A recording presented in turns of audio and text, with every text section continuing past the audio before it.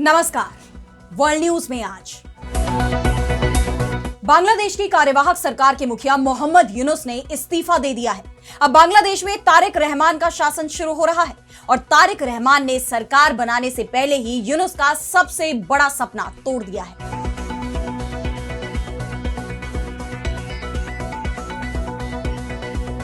जुलाई charter, जिसका ढोल मोहम्मद यूनुस पूरी दुनिया में पीट रहे थे, जिसे बांग्लादेश के इतिहास का सबसे बड़ा गेम चेंजर बता रहे थे, तारिक रहमान और उनकी पार्टी बीएनपी ने सरकार बनाने से पहले ही उस जुलाई चार्टर को इतिहास में दफन कर दिया है। बीएनपी ने साफ कर दिया है कि जुलाई चार्टर की जरूरत बांग्लादेश को नहीं है। बीएनपी के फैसले के बाद यह साफ हो गया है कि बीएनपी सरकार लागू नहीं करेगी जुलाई चार्टर। और सबसे बड़ी बात तो यह है कि मुख्य विपक्षी दल भी मोहम्मद यूनुस की योजना का विरोध कर रहे हैं। इस पर हम करेंगे विस्तार से चर्चा, लेकिन आइए जरा उन खबरों को भी देख लें जिन पर आगे होगी बात। जेनेवा में अमेरिका और ईरान के बीच बातचीत शुरू होने से पहले ट्रंप की धमकी, समझौता नहीं हुआ तो जंग होगी। ईरान ने भी शुरू किया युद्धाभ्यास। सऊदी अरब और यूएई के बीच बढ़ते तनाव ने अमेरिका को किया परेशान। सऊदी से कहा यूएई को लेकर दिखाएं नरमी। दोनों देशों के टकराव से खाड़ी में बिगड़ सकते हैं हालात। यूक्रेन और रूस के बीच जंग ने यूरोप की बढ़ाई चिंता। पोलैंड ने कहा परमाणु बम बनाने की जरूरत। 4 साल से चल रही है रूस और यूक्रेन की जंग। और चलते चलते में देखेंगे क्या धरती पूरी कर चुकी है अपनी आधी उम्र। 1 अरब साल बाद नहीं बचेगा मानव जीवन का अस्तित्व। इन सभी खबरों पर हम विस्तार से करेंगे बात, लेकिन पहले एक नजर हेडलाइंस पर। एप्स्टीन से रिश्तों पर अमेरिकी राष्ट्रपति ट्रंप बोले, मेरा उससे कोई लेना देना नहीं, मुझे आरोपों से बरी कर दिया गया। न्याय विभाग की तरफ से जारी की गई फाइल्स में ट्रंप का नाम शामिल। अमेरिका में अपराधियों पर राष्ट्रपति ट्रंप मेहरबान, क्रिमिनल्स को क्षमादान का बदला सिस्टम, पैसा देकर हर दिन छूट रहे 6 अपराधी। नॉर्वे में पाकिस्तान के पूर्व कार्यवाहक प्रधानमंत्री काकर पर भड़के बलूच प्रदर्शनकारी, बताया पाक सेना के हाथों का मोहरा। प्रदर्शनकारियों ने दुनिया को बलूचिस्तान के लोगों की मुश्किलों का दिलाया ध्यान।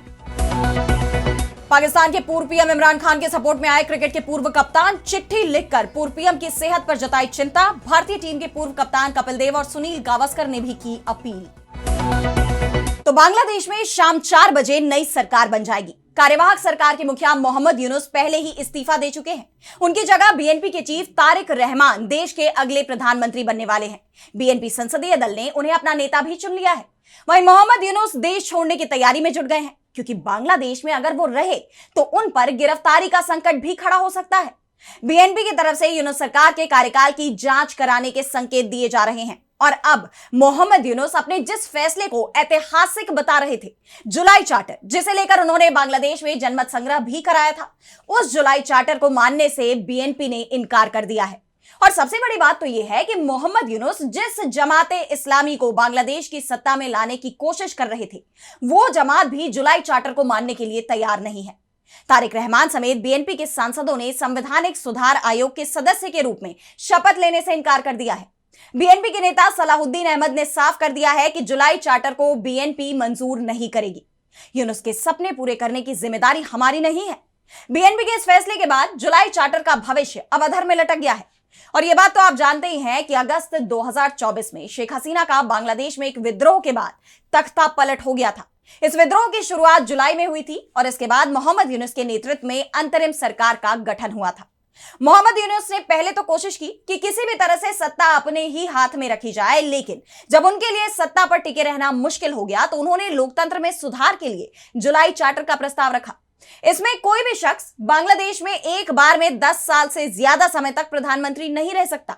इसके अलावा संसद को द्विसदनीय यानी बाय कैमरल बनाने की बात भी शामिल है, यानी मौजूदा संसद के साथ 100 सीटों वाला एक उच्च सदन बनाया जाएगा।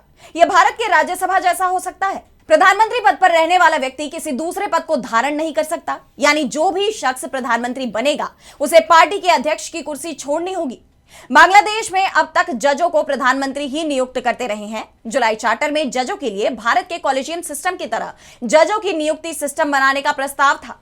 महिलाओं की संसद में भागीदारी बढ़ाने का भी प्रस्ताव दिया गया है और साथ ही उपसभापति और संसदीय समितियों के प्रमुख विपक्ष से चुने जाने की व्यवस्था की बात कही गई है। इसके अलावा ये चार्टर न्यायपालिका की स्वतंत्रता मजबूत करने, चुनाव प्रणाली में सुधार और निष्पक्ष केयरटेकर सरकार की वापसी की भी सिफारिश करता है।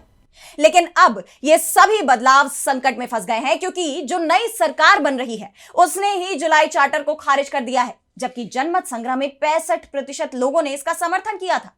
शाम 4 बजे तारिक रहमान प्रधानमंत्री पद की शपथ लेंगे और उन्होंने साफ कर दिया है कि सरकार बदल रही है। इसके अलावा बांग्लादेश में कुछ बदलाव नहीं आएगा। जुलाई चार्टर कूड़ेदान में फेंक दिया जाएगा। वैसे सवाल तो चुनावों पर भी उठने लगे हैं। मोहम्मद यूनुस जिस चुनाव को अब तक के सबसे निष्पक्ष चुनाव बता रहे थे, उस चुनाव की निष्पक्षता पर सवाल खड़े हो गए हैं।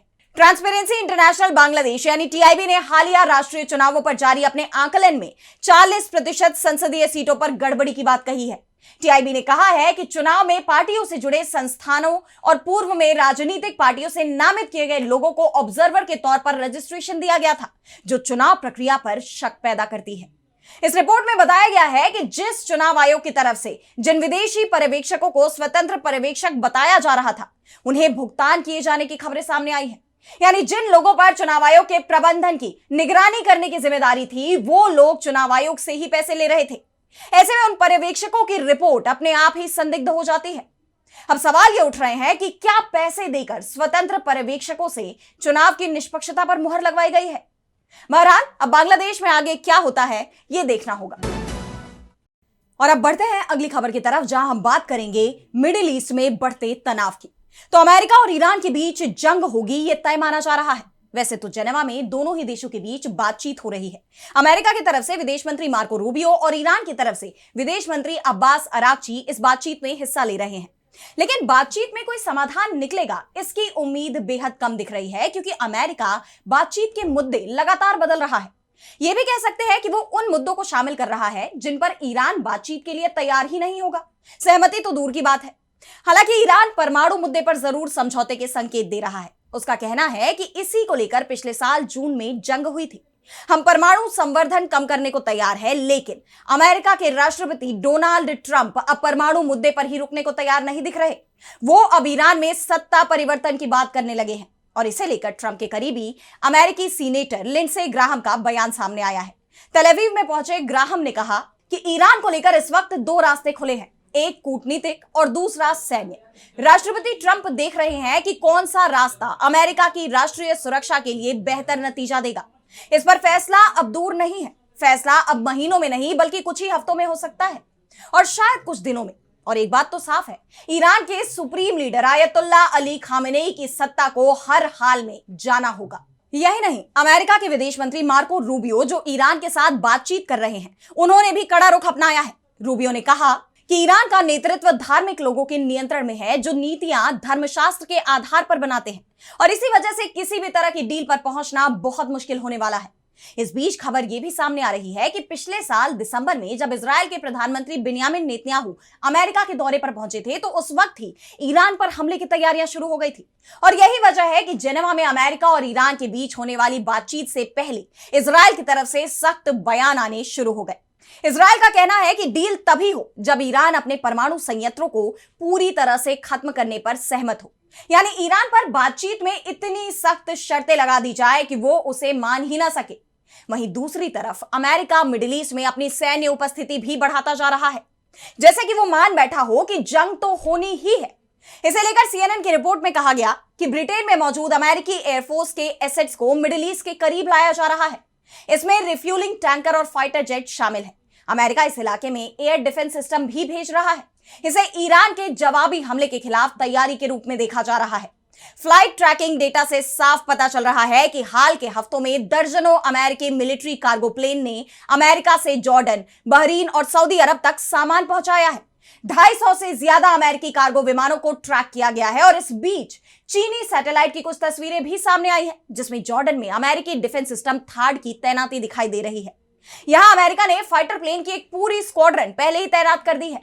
यानी जंग में जॉर्डन का एयरबेस बेहद महत्वपूर्ण होने वाला है। खबर तो यह भी आ रही है कि पिछले साल जून में अमेरिका ने ईरान के परमाणु संयंत्रों पर जो बंकर बस्टर बम GBU-57 गिराए थे, उसका भारी संख्या में ऑर्डर भी दे दिया गया है। साफ है, अमेरिका जंग की तैयारी कर रहा है। वहीं ईरान भी अब इसके लिए तैयार हो चुका है। ईरान की रिवॉल्यूशनरी गार्ड्स नौसेना ने रणनीतिक रूप से बेहद महत्वपूर्ण हॉर्मुज स्ट्रेट जलमार्ग में सैन्य अभ्यास किया है। ईरानी मीडिया की खबरों में बताया गया है कि इस युद्धाभ्यास का प्रसारण सरकारी चैनलों पर भी दिखाया गया। हॉर्मुज़ स्ट्रेट दुनिया के सबसे महत्वपूर्ण ऊर्जा मार्गों में से एक है। यह वही रास्ता है जिससे दुनिया भर की तेल सप्लाई का 20% से ज्यादा हिस्सा गुजरता है और इसके लिए कोई दूसरा वैकल्पिक रास्ता भी नहीं है। और ईरान पहले भी चेतावनी देता रहा है कि अगर उस पर हमला हुआ तो वो इस मार्ग को बंद कर देगा, जिससे पूरी दुनिया में तेल की सप्लाई में रुकावट आ जाएगी। और सबसे बड़ी बात तो यह है कि जिस जगह ईरान की सेना ने युद्धाभ्यास किया है वहां कुछ ही दूरी पर अमेरिका का aircraft carrier USS Abraham Lincoln अपने पूरे बेड़े के साथ तैनात है। और ईरान लगातार धमकी दे रहा है कि जंग शुरू हुई तो वो पहले ही दिन इस एयरक्राफ्ट कैरियर को निशाना बनाएगा और उसकी समुद्र में समाधि बना देगा। फिलहाल तो सभी की नजरें जेनेवा पर टिकी हुई हैं, जहां अमेरिका और ईरान में बातचीत हो रही है। लेकिन सवाल यह है कि क्या अमेरिका बातचीत को लेकर ईमानदार है या फिर जंग के लिए तैयारियां कर रहा है। बातचीत सिर्फ वक्त बिताने का बहाना है, लेकिन एक बात अमेरिका भी मान रहा है कि ईरान वेनेजुएला नहीं है। यहां जंग लंबी चल सकती है और जीतने के चांसेस भी बहुत ज्यादा नहीं है। और अब अगली खबर में बात करेंगे सऊदी अरब और अमेरिका के रिश्तों में बढ़ती दूरियों की। तो मिडिल ईस्ट में सऊदी अरब अमेरिका का सबसे बड़ा सहयोगी देश माना जाता रहा है, लेकिन बीते कुछ वक्त से दोनों देशों के रिश्तों में काफी उतार चढ़ाव देखा जा रहा है। कभी ईरान को लेकर सऊदी और अमेरिका एक मत नहीं दिखते। सऊदी ने ईरान के साथ जंग की सूरत में अमेरिका का साथ देने से साफ इनकार कर दिया था। वहीं अब व्यापार को लेकर भी वो दूसरे सहयोगी तलाश रहा है। इस सिलसिले में उसने तुर्की के साथ संबंधों पर काम करना शुरू कर दिया है। वो तुर्की के साथ नई पार्टनरशिप बना रहा है। खबर आ रही है कि सऊदी अरब तुर्की की 5वीं पीढ़ी के कान फाइटर खरीदने की तैयारी में है, जो अमेरिका की चिंता को बढ़ा रहा है, क्योंकि अमेरिका की कोशिश सऊदी अरब को अपना F-35 वॉरप्लेन बेचने की है। बीते साल नवंबर में व्हाइट हाउस में सऊदी क्राउन प्रिंस मोहम्मद बिन सलमान के साथ हुई मुलाकात में अमेरिकी राष्ट्रपति डोनाल्ड ट्रंप ने इसका ऐलान भी किया था। लेकिन बीते कुछ वक्त से जिस तरह दोनों देशों के रिश्तों में दूरियां आती दिख रही हैं, ऐसे में सऊदी अरब अमेरिका को झटका भी दे सकता है। इसे लेकर मिडिल ईस्ट आई अखबार ने अमेरिकी अधिकारियों के हवाले से अपनी रिपोर्ट में कहा कि तुर्की के साथ डील से अमेरिका को अपने हथियार मार्केट में गिरावट का डर सता रहा है। जिस तरह सऊदी अमेरिका का साथ छोड़ तुर्की की तरफ झुकाव दिखा रहा है, ऐसे में अब अमेरिका के भी तेवर बदलने लगे हैं और उसने सऊदी को सीधी चेतावनी दे दी है। लेकिन यह चेतावनी आई है यूएई के साथ सऊदी अरब के टकराव को लेकर। आप जानते हैं कि यमन में यूएई के सहयोगियों पर सऊदी अरब के हमले के बाद से दोनों देशों में बेहद तनावपूर्ण हालात बने हुए हैं। सऊदी अरब ने यूएई की सेना और उसके स्थानीय समर्थकों को यमन से बाहर निकालने की कार्रवाई की, जिस पर यूएई भड़का हुआ है। सूडान में भी सऊदी अरब और यूएई आमने सामने हैं, जहां सऊदी अरब तुर्की और मिस्र के साथ मिलकर सूडानी सेना का समर्थन करता है, वहीं यूएई अर्धसैनिक बल रैपिड सपोर्ट फोर्सेस को समर्थन देता है।